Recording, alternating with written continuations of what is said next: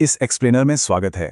आज हम सीधे उन सिस्टमैटिक और साइकोलॉजिकल जालों की बात करेंगे जो मिडिल क्लास को लगातार आर्थिक तंगी में फंसाए रखते हैं। और हाँ, एक फाइनेंशियल मेंटर की तरह हम उस ब्लूप्रिंट को भी डिकोड करेंगे जो अर्ली फाइनेंशियल इंडिपेंडेंस दिला सकता है।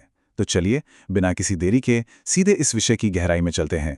आइए सबसे पहले दो अलग अलग पीढ़ियों के रास्तों को देखते हैं। एक तरफ राजीव की कहानी है। इन्होंने क्या किया, समाज को इम्प्रेस करने के लिए 10 लाख का पर्सनल लोन लेकर ग्रैंड शादी की, बड़ी गाड़ी, बड़ा घर और उसके साथ बहुत सारा स्ट्रेस भी ले लिया। दूसरी तरफ हितेन की अप्रोच देखिए। हितेन ने अमीर दिखने को इग्नोर किया, पुराने फैमिली घर में रहे, एक बेसिक कार चलाई, पर शुरुआत में ही रेंटल प्रॉपर्टीज में इन्वेस्ट कर दिया। आज हितेन के पास दुनिया की सबसे कीमती चीज है, अपना खुद का वक्त। शॉर्ट टर्म ईगो और लॉन्ग टर्म वेल्थ के बीच यही जनरेशनल फर्क है।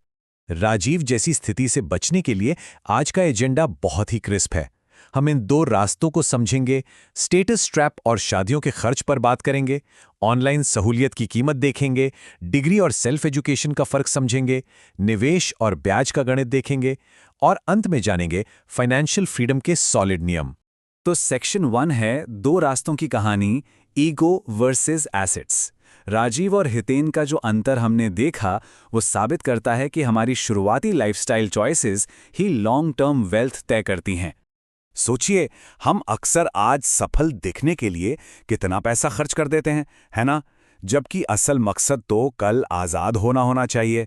ईएमआई पर महंगे ब्रांडेड कपड़े या फ़ोन लेना एक बहुत बड़ा साइकोलॉजिकल ट्रैप है।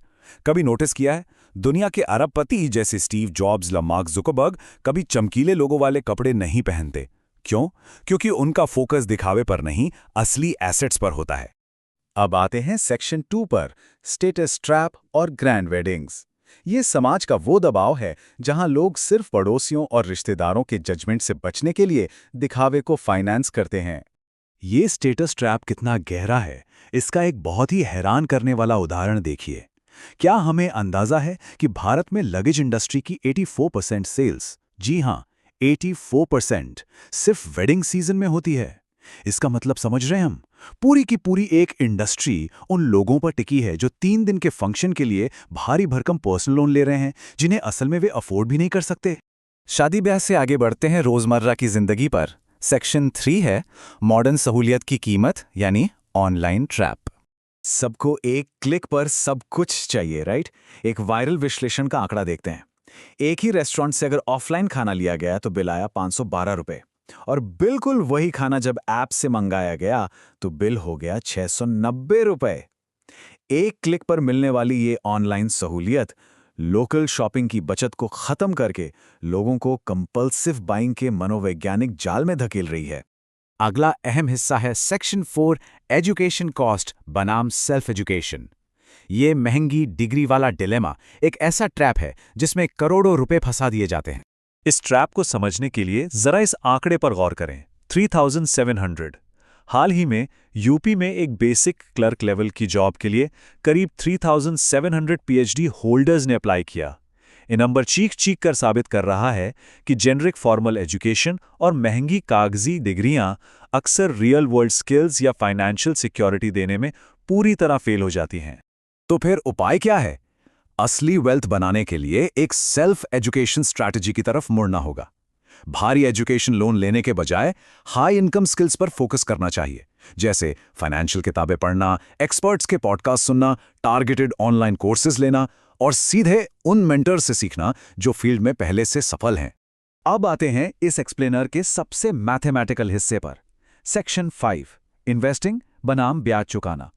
मिडिल क्लास कंज्यूमर लोन का इस्तेमाल कैसे करता है, आइए समझते हैं। चलिए, इस टेबल के जरिए सिर्फ 1 लाख रुपए का फैसला 2 साल के टाइम फ्रेम में देखते हैं। एक विकल्प है तुरंत खुशी के लिए 10% ब्याज पर पर्सनल लोन लेना, जहां हर महीने 5,000 रुपए की ईएमआई बैंक को जाती है और कुल 1,20,000 रुपए का नुकसान होता है। दूसरा विकल्प है वही 5,000 रुपए हर महीने एसआईपी में डालना। यहां धैर्य दिखाने पर 12% रिटर्न के साथ पैसा बढ़कर 1,36,000 हो जाता है। एक तरफ ब्याज देकर वेल्थ नष्ट हो रही है, दूसरी तरफ इन्वेस्टिंग से एसेट्स बन रहे हैं। वैसे यहाँ गाड़ियों को लेकर एक बहुत ही प्रैक्टिकल बात सामने आती है। अगर डेली कॉम्यूट 30 किलोमीटर से कम है तो रोज कैब लेना, एक नई कार फाइनेंस करवाने, उसकी मेंटेनेंस, इंश्योरेंस और पार्किंग देने से मैथमेटिकली काफ़ी सस्ता पड़ता है। जब तक गाड़ी एब्सोल्यूट नेसेसिटी ना हो और उसे बिना बाहरी लोन के आराम से अफोर्ड ना किया जा सके, तब तक कार लेना सिर्फ एक और वेल्थ ड्रेनिंग ट्रैप है। तो चलिए, इन सभी जालों को डिकोड करने के बाद अब आते हैं अपने आखिरी सेक्शन पर, फाइनेंशियल फ्रीडम के नियम। इस साइकिल को कैसे तोड़ा जाए, आइए एक मेंटर का ब्लूप्रिंट देखते हैं। एक मेंटर का ब्लूप्रिंट हमेशा माइंडसेट शिफ्ट से शुरू होता है। एक बहुत ही पावरफुल कोट है जो इस साइकोलॉजिकल फर्क को परफेक्टली समराइज करता है। अमीर लोग गरीब की तरह खर्च करके और लालची की तरह इन्वेस्ट करके अमीर बनते हैं, और इसके बिल्कुल उलट, गरीब लोग अमीर देखने के लिए खर्च करके और कुछ भी इन्वेस्ट ना करके और गरीब होते जाते हैं। यही तो है मिडिल क्लास कंज्यूमरिज्म और सुपर रिच की इन्वेस्टमेंट स्ट्रैटेजी के बीच का असली अंतर। और हाँ, कोई भी नियम लागू करने से पहले इस 21 दिन वाले ट्रैप से अवेयर होना बहुत जरूरी है। 2023 में सिर्फ फाइनेंशियल स्कैम्स में 3,500 करोड़ रुपए डूब गए। सच्ची दौलत हमेशा समय लेती है। कोई भी स्कीम जो रातों रात अमीर बनाने या 21 दिन में पैसा डबल करने का वादा करे, उसे पूरी तरह इग्नोर करना ही सबसे बड़ा फाइनेंशियल रूल है। अब आते हैं पहले एक्शनेबल नियम पर, जो सीधे कंपल्सिव शॉपिंग की आदत पर चोट करता है। 24 आवर का वेटिंग रूल। जब भी कोई गैर जरूरी चीज खरीदने का मन करे, ठीक 24 घंटे रुकना चाहिए। फिर उस आइटम के 5 प्रैक्टिकल उपयोग लिखने चाहिए और एक्टिवली किसी सस्ते विकल्प को ढूंढना चाहिए। रिसर्च बताती है कि सिर्फ एक दिन का ये पॉज अनावश्यक खरीदारी को 70% तक कम कर सकता है ना कमाल का तरीका? इस 24 घंटे के नियम के साथ 2x अफोर्डेबिलिटी टेस्ट को भी जोड़ लेना चाहिए। ये एक बहुत ही क्लियर फाइनेंशियल रूल है जो कहता है कि कोई भी लाइफस्टाइल अपग्रेड या लग्जरी तभी खरीदी जानी चाहिए जब उसे बिना किसी स्ट्रेस के 2 बार कैश में खरीदा जा सके।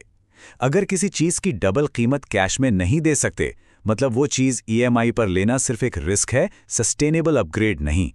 इस पूरे एक्सप्लेनर के आखिर में हम सबको एक बड़ा सवाल पूछना चाहिए। क्या आज के शॉर्ट टर्म ईगो और स्टेटस को फंड करने के लिए कल की लॉन्ग टर्म फाइनेंशियल फ्रीडम की कुर्बानी देना समझदारी है? इस मिडिल क्लास ट्रैप से निकलने का रास्ता सिर्फ 2 चॉइसेस के बीच है। या तो जिंदगी भर अजनबियों को इम्प्रेस करने के लिए EMI चुकाते रहिए, या फिर आज ही से एसेट्स बनाने वाले फैसले लीजिए ताकि कल अपनी खुद की आज़ादी खरीदी जा सके। इन बातों पर गहराई से विचार जरूर कीजिए।